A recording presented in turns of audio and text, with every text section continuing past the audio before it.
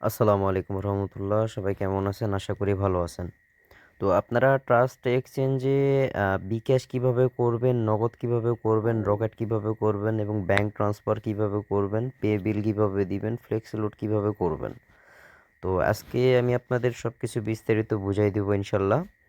তো ফার্স্টেই দেখেন সবার উপরে এখানে দেখেন ফ্লেক্সি লোড অপশান আছে, হ্যাঁ? ফ্লেক্সি লোড অপশানে আপনারা সিম্পলি সবাই ক্লিক করে দিবেন। ক্লিক করার পর আপনারা এখানে যে নাম্বারে আপনি ফ্লেক্সি লোডটা দিতে চাচ্ছেন সেই নাম্বারটা এখানে টাইপ করবেন। তো আমি আমার নাম্বারটা টাইপ করে নিই। নাম্বার টাইপ করা হয়ে গেলে এখানে দেখবেন এখানে একটা চিহ্ন আছে, এখানে ক্লিক করে দিবেন। ক্লিক করার পর আপনার যে নাম্বারটা টাইপ করছেন সেটা কোন সিম সেখানে এখানে লোগোটা শো করবে। তো তারপরে সিম্পলি আপনারা এখানে কত টাকা এই নাম্বারে রিচার্জ করতে চাচ্ছেন এখানে লিখবেন। সাপোজ ধরুন আমি 20 টাকা রিচার্জ করতে চাচ্ছি, 20 টাকা রিচার্জ করতে চাচ্ছি, তারপরে এখানে ক্লিক করবেন। টাকা লেখার পর এখানে ক্লিক করে দেবেন। ক্লিক করার পর এখানে আপনার যে অ্যাপের যে পিনটা আছে, ঠিক আছে, আপনি যে পিনটা চেঞ্জ করছেন সেই পিনটা এখানে টাইপ করে দিবেন। টাইপ করে দেওয়ার পর এখানে ক্লিক করে দিবেন। এখানে ক্লিক করার সাথে সাথে আপনার অ্যাকাউন্ট থেকে টাকাটা কেটে নিয়ে আপনি যে নাম্বারে আপনি ফ্লেক্সি লোড করছেন সেই নাম্বারে ট্রান্সফার হয়ে যাবে। তো আশা করি এটা বুঝতে পারছেন। তো আমরা চলে যাই বিকাশ কিভাবে করবেন। তো সিম্পলি এখানে দেখবেন আপনার বিকাশ অপশান আছে। তো আপনারা সবাই বিকাশে ক্লিক করে দিবেন। বিকাশে ক্লিক করে দেওয়ার পর আপনি কোন নাম্বারে বিকাশে টাকা পাঠাইতে চাচ্ছেন সেই নাম্বারটা এখানে সবাই টাইপ করে নেবেন। তো আমি আমার নাম্বারটা টাইপ করে নিচ্ছি।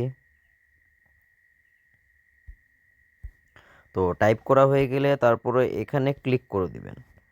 এখানে ক্লিক করার পর এরকম অপশান আসবে। তো আপনারা সিম্পলি সবার উপরে দেখবেন, সবার উপরে আপনার cash in, cash out, send money. তো আমি আপনাদের একটা জিনিস ভালো করে বুঝাই দেই। এখানে আপনাদের যদি নাম্বারটা পার্সোনাল নাম্বার হয়, আপনি যে নাম্বারে বিকাশ করবেন এই নাম্বারটা যদি পার্সোনাল নাম্বার হয়, সেক্ষেত্রে আপনার ক্যাশ ইন কিংবা সেন্ড মানি করে ছাড়বেন।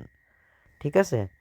তো আপনার আর যে এক্ষেত্রে আপনার এই নাম্বারটা যদি এজেন্ট হয়, তো সেই ক্ষেত্রে আপনারা এখানে ক্যাশ আউট যে অপশানটা আছে এই ক্যাশ আউটে চাপ দিয়ে আপনারা ব্যালেন্স তুলে টাকাটা ছাড়বেন। আশা করি আমার কথা বুঝতে পারছেন। তো আমার এই নাম্বারটা পার্সোনাল নাম্বার, আমি ক্যাশ ইন কিংবা সেন্ড মানি দিব। আমি ক্যাশ ইন রাখলাম। তো তারপর নিচের অপশানে নিচের ঘরে এখানে আপনি কত টাকা পাঠাইতে চাচ্ছেন, এখানে আপনি কত টাকা পাঠাতে, সাপোজ ধরুন আমি 2000 টাকা পাঠাবো। তো 2000 টাকা টাইপ করার পর এটা কেটে দিয়ে তারপরে এখানে এসে আপনার পিনটা দিবেন। আপনার অ্যাপের যে পিনটা আপনারা চেঞ্জ করছেন এই পিনটা এখানে দিবেন। ঠিক আছে? পিনটা দেওয়া হয়ে গেলে আপনারা সেন্ড রিকোয়েস্ট করে সেন্ড করে দিবেন। আর আমি আর একটা বিষয়ে কথা বলবো, আপনারা দেখতে পাচ্ছেন এই লেখাটা, ঠিক আছে? এই লেখা থাকার কারণে আপনাদের ভয় পাওয়ার কোনো কারণ নাই। এখানে আমি আপনাকে একটা জিনিস বুঝাই দিই। এই লেখাটা এই জন্যই দেওয়া আছে যে আপনারা অনেকেই আপনার প্রতারণার শিকার হয়, ঠিক আছে?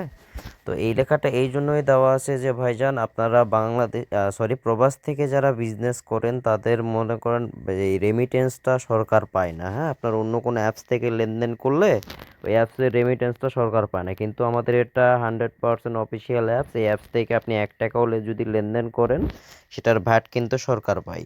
বুঝতে পারছেন? তো তারপরে আপনারা সিম্পলি এই বিষয়টা গেল। তো সিম্পলি যাওয়ার পর আপনারা এখানে ক্লিক করে দিবেন সেন্ড রিকোয়েস্টে ক্লিক করে দিবেন। ক্লিক করার পর এখানে ট্যাপ করে ধরে থাকবেন, ঠিক আছে? এখানে ট্যাপ করে ধরে থাকলে আপনার এই টাকাটা দেশে ট্রান্সফার হয়ে যাবে। তো তারপরে সিম্পলি ক্যাশ গেল, নগদেও একই সিস্টেম। আমি নগদটা আপনাদের দেখাই দিই। নগদটা এখানে নগদে ক্লিক করবেন। নগদে ক্লিক নাম্বারটা টাইপ করবেন। তো আমি আমার নাম্বারটা টাইপ করে নিলাম। টাইপ করার পর এখানে ক্লিক করে দিব। ক্লিক করার পর ওই সিম্পল ওই একই সিস্টেম। আপনার পার্সোনাল নাম্বার হলে ক্যাশ ইন কিংবা সেন্ড মানি, আর এজেন্ট নাম্বার হলে ক্যাশ আউট। তো তারপরে এখানে আবার অ্যামাউন্টটা টাইপ করে দিবেন। অ্যামাউন্টটা টাইপ করে দেওয়ার পর এখানে আপনার যে পিনটা আছে সেই পিনটা এখানে দিয়ে দিবেন।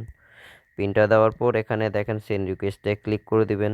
সেন্ড রিকোয়েস্টে ক্লিক করে দেওয়ার পর এখানে চাপ দিয়ে ধরে থাকবেন। চাপ দিয়ে ধরে থাকলে আপনাদের দেশে টাকাটা ট্রান্সফার হয়ে যাবে। এই বিকাশ নগদ রকেট সিস্টেম গেল। এখন কি আপনারা কিভাবে ব্যাংকে টাকা ট্রান্সফার করবেন? তো এখানে দেখেন ব্যাংকিং একটা অপশান আছে, তো আপনারা সিম্পলি এখানে ক্লিক করে দিবেন। একটু লোড নিচ্ছে, আমার একটু নেট প্রবলেম। তো এখানে ক্লিক করে দেওয়ার পর এই যে এইরকম ইন্টারফেস শো করবে। তো আপনারা আপনাদের কোন ব্যাংকে টাকাটা ছাড়তে চাচ্ছেন কিংবা লেনদেন করতে চাচ্ছেন, তো সিম্পলি এখানে ক্লিক করে দিবেন।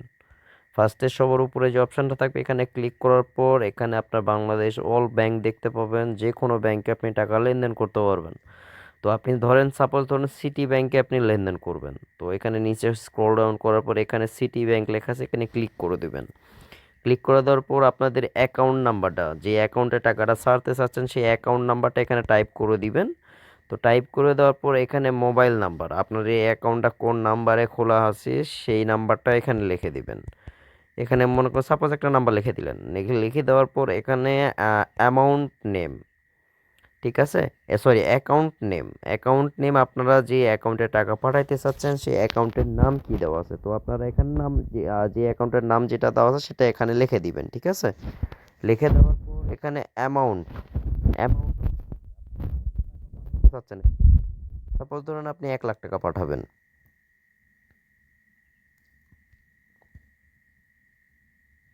1 লাখ টাকা পাঠাবেন, আপনারা 1 লাখ টাকা টাইপ করে এখানে ক্লিক করবেন।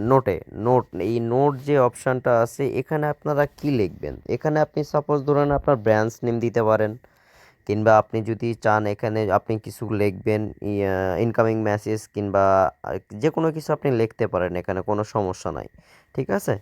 লেখার পর আপনাদের এই যে মাই পিন যেটা আছে, আপনাদের অ্যাপের যে পিনটা আছে এখানে আপনারা আপনাদের পিনটা দিয়ে দিবেন, আপনাদের অ্যাপের যে পিনটা দিয়ে এখানে আপনার সাবমিট অপশান আছে, হ্যাঁ, এই সাবমিটে ক্লিক করলে আপনার অ্যাকাউন্টে টাকাটা ট্রান্সফার হয়ে যাবে। আশা করি সবাই বুঝতে পারছেন ইনশাল্লাহ। তো সবাই ভালো থাকবেন।